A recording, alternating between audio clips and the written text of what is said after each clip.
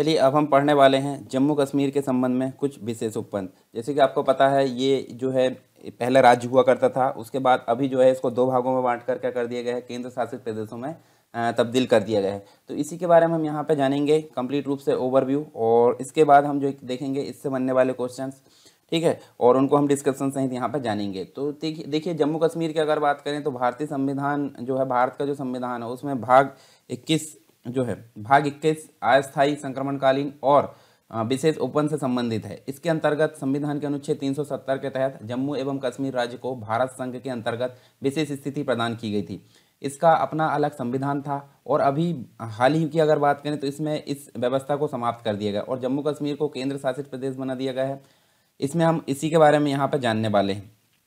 चलिए देख लेते हैं। यहाँ पे 9 अगस्त 2019 की अगर बात करें तो राष्ट्रपति रामनाथ कोविंद ने जो है केंद्र सरकार द्वारा प्रस्तावित संविधान जो कि जम्मू और कश्मीर के लिए लागू था, आदेश 2019 पर हस्ताक्षर किया, और 370 जो है 370 जो धारा थी या अनुच्छेद था उसके उन प्रावधानों के तत्काल प्रभाव से निरस्त कर दिया जो जम्मू व कश्मीर को विशेष राज्य का दर्जा देते थे। इस आदेश द्वारा जो है संविधान यानी कि जम्मू और कश्मीर के लिए लागू 1954 के जो आदेश है उसको निरस्त कर दिया गया तथा जम्मू व कश्मीर राज्य में भारतीय संविधान के सभी अनुच्छेद लागू करने का प्रावधान किया गया है। इसी के तहत राष्ट्रपति के द्वारा जो है इस आदेश द्वारा संविधान के अनुच्छेद 367 में एक उपधारा जोड़ी गई, और जो अनुच्छेद 370 के खंड 3 को संशोधित कर दिया, और इस संशोधन द्वारा राज्य की संविधान सभा के स्थान पर खंड 2 में लिखित राज्य की विधानसभा पढ़ा जाएगा। ठीक है, इसके अलावा हम बात करें यहाँ पे जम्मू कश्मीर पुनर्गठन विधेयक 2019 की, तो यहाँ 5 अगस्त 2019 को गृह मंत्री अमित शाह ने राज्यसभा में जम्मू कश्मीर को विशेष प्रावधान देने वाले संविधान के अनुच्छेद 370 के कुछ प्रावधानों को हटाने के लिए जम्मू कश्मीर पुनर्गठन विधेयक 2019 के अंतर्गत 2 संकल्प यहाँ पर पेश किए थे। तो इसके अलावा अंततः हमको 6 अगस्त 2019 को लोकसभा द्वारा पारित कर दिया गया, और इस विधेयक को राष्ट्रपति की अनुमति 9 अगस्त 2019 को प्राप्त हो गई, जिसमें विभिन्न प्रकार के प्रावधान देखने को मिले।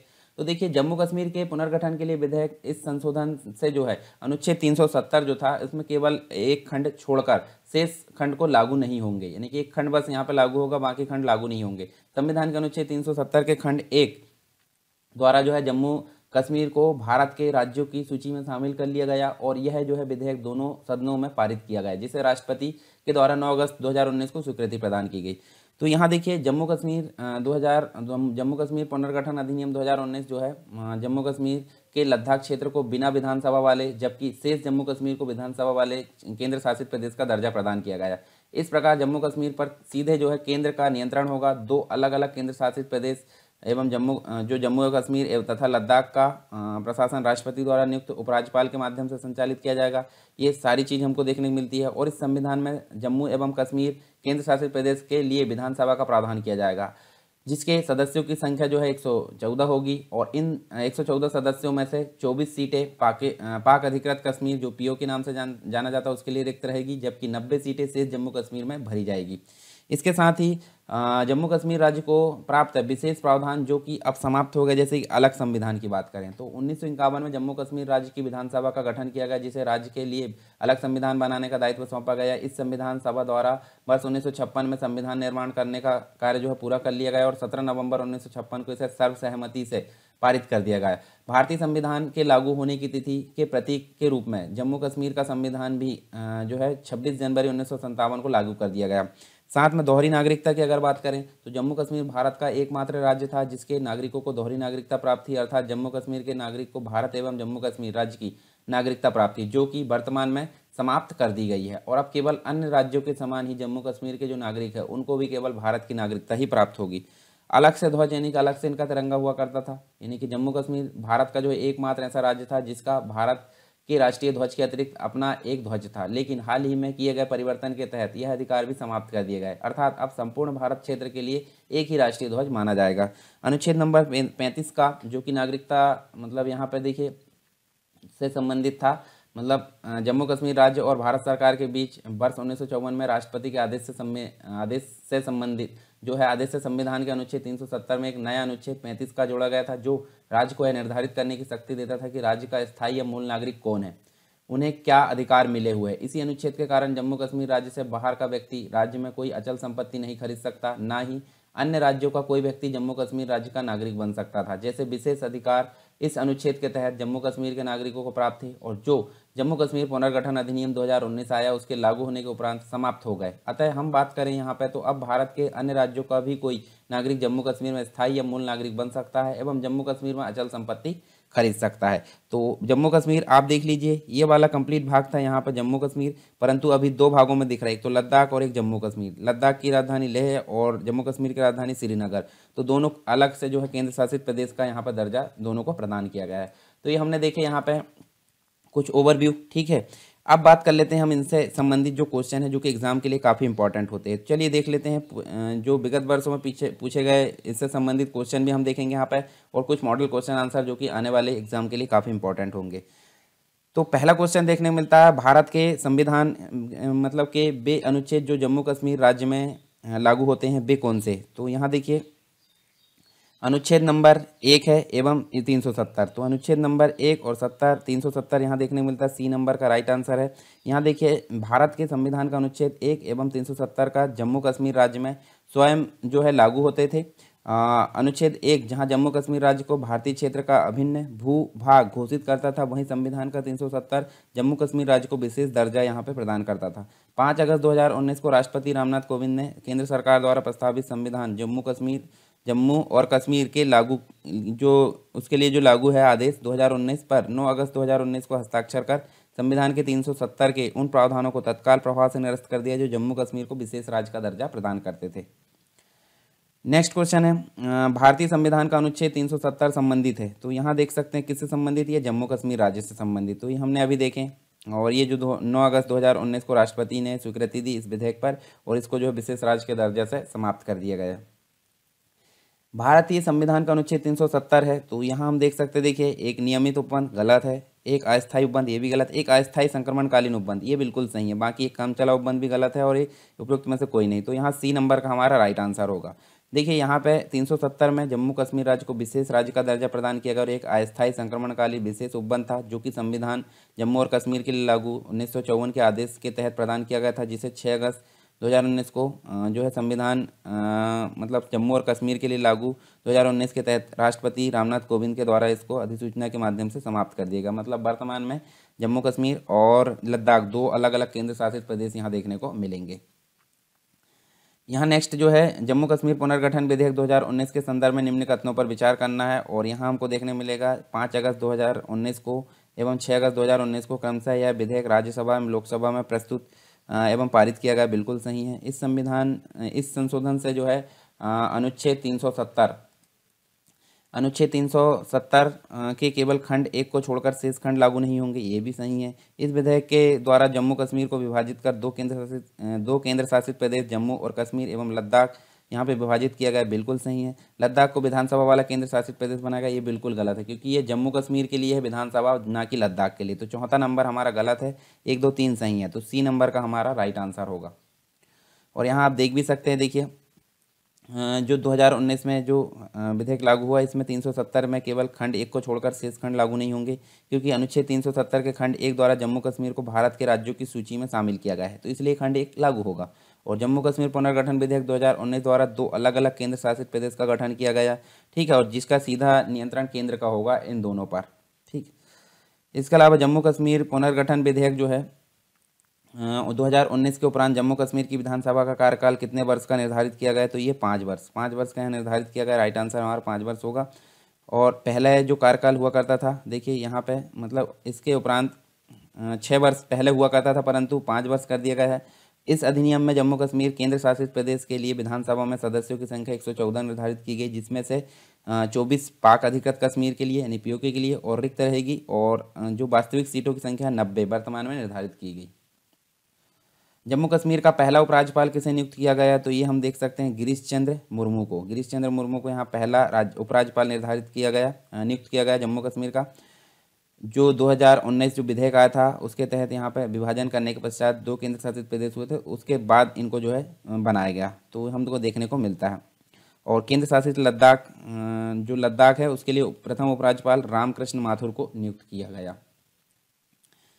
भारतीय संविधान के अनुच्छेद 370 और अनुच्छेद 35 का को निरस्त किए जाने के उपरांत नए पुनर्गठित केंद्र शासित प्रदेश लद्दाख में कितने जिले हैं? तो इसमें मात्र 2 जिले हैं। 2 जिले हमको देखने को मिलते हैं और हम देख लेते हैं यहाँ पे।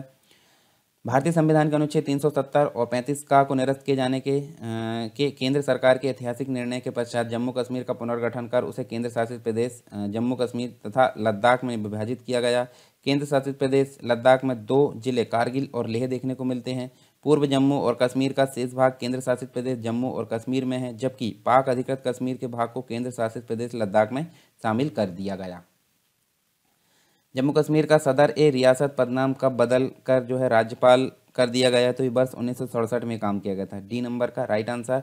और यहाँ हमको देखने को मिलेगा, देखिए जो संविधान सभा ने महाराजा के अनुवांशिक शासन को समाप्त कर दिया गया। सर्वप्रथम कर्ण सिंह को वर्ष 1951 में सदर ए रियासत के रूप में निर्वाचित किया गया, जिसे बाद में जम्मू कश्मीर संविधान में जो है 6वें संविधान संशोधन 1965 द्वारा सदर ए रियासत नाम बदलकर राज्यपाल तथा वजीर आजम नाम बदलकर मुख्यमंत्री कर दिया गया। वर्तमान में जम्मू कश्मीर पुनर्गठन विधेयक 2019 के द्वारा जम्मू कश्मीर को विधानसभा वाला केंद्र शासित प्रदेश बना दिया गया और धारा 370 के तहत प्रदेश मतलब इसके द्वारा प्रदान विशेष अधिकार को समाप्त कर दिया गया। जम्मू कश्मीर पुनर्गठन विधेयक 2019 के उपरांत जम्मू कश्मीर का विभाजन कर उसे 2 केंद्र शासित प्रदेश में पृथक कर दिया गया। इस प्रकार वर्तमान में कितने केंद्र शासित प्रदेश है? तो अभी वर्तमान में 8 है। 9 हुआ करते थे, परंतु दमन एवं दीव और दादर एवं नगर हवेली को जो है 1 कर दिया गया 2019 में, तो अब बचे हैं 8। तो हमको यहाँ देखने को भी मिलेगा, देखिए ये दोनों को जो है यहाँ पे 1 कर दिया गया, तो 8 केंद्र शासित प्रदेश देखने को मिले। पहले 7 हुआ करते थे, परंतु जब जम्मू कश्मीर और लद्दाख को बनाया गया तो 9 हो गए और यहाँ पे 2 को 1 कर दिया गया, तो इसलिए अब 8 बचे हैं। जम्मू कश्मीर के राजा हरि सिंह ने भारत में विलय के लिए कब विलय पर हस्ताक्षर किए थे? तो यहाँ देखिए विलय पत्र पर हस्ताक्षर किया गया था 26 अक्टूबर 1947, यानी कि हमको देखने मिलेगा बी नंबर का राइट आंसर।